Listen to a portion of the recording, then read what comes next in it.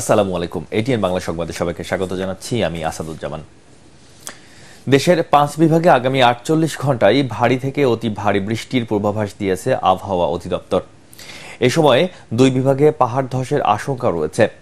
দুপুরে আবহাওয়া অধিদপ্তরের সতর্কতা বার্তাতে বলা হয়, মৌসুমী বায়ু সক্রিয় থাকায় রাজশাহী, রংপুর, ময়মনসিংহ, সিলেট ও চট্টগ্রামের বিভাগের কোথাও কোথাও দুপুর 12টা থেকে পরবর্তী 48 ঘন্টায় ভারী থেকে অতি ভারী বৃষ্টি হতে পারে।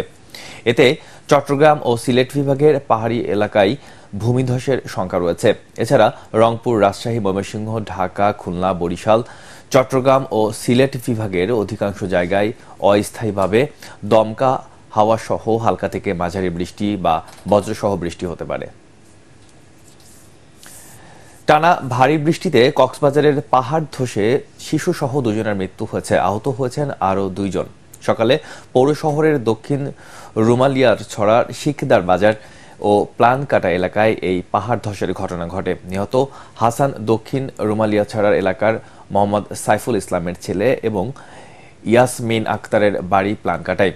এদিকে হঠাৎ অতি বৃষ্টি ও পাহাড়ি ঢলে কক্সবাজারের বিভিন্ন স্থানে জলাবদ্ধতা সৃষ্টি হয়েছে। আবহাওয়া অফিস জানিয়েছে, গত 24 ঘন্টায় কক্সবাজারের 94 মিলিমিটার বৃষ্টি হয়েছে। গতরাত থেকে শুরু হওয়া বৃষ্টি আজ সকাল পর্যন্ত অব্যাহত থাকে। অতিবৃষ্টিতে হোটেল, মোটেল জোনসহ রামু উপজেলা, ঈদগাহ, চকারিয়া, পেকুয়া, উখিয়া ও টেকনাফের বেশ কিছু গ্রাম ডুবে গেছে।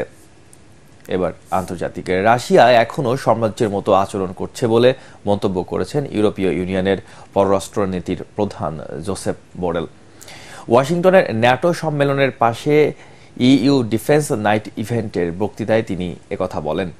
রুশ প্রেসিডেন্ট পুতিন এই সাম্রাজ্য পুনর্গঠন করতে চান বলে মন্তব্য করেন বোরেল। ইউরোপের আঞ্চলিক প্রতিরক্ষার জন্য ন্যাটোর বিকল্প নেই উল্লেখ করে এই জোটকে আরও শক্তিশালী করতে সদস্য দেশগুলোর প্রতি আহ্বান জানান তিনি।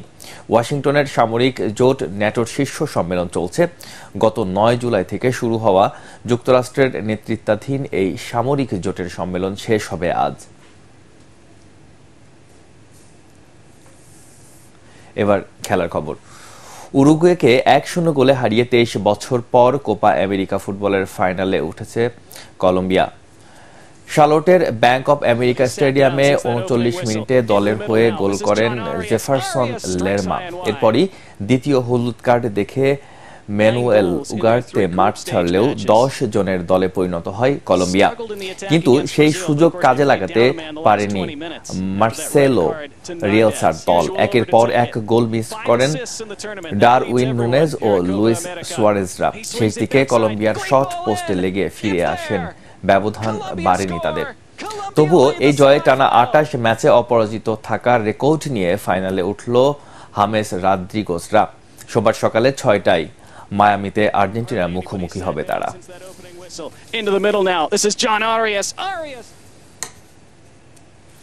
পরবর্তী সংবাদ দেখার আমন্ত্রণ জানিয়ে এখনকার মতো শেষ করছি।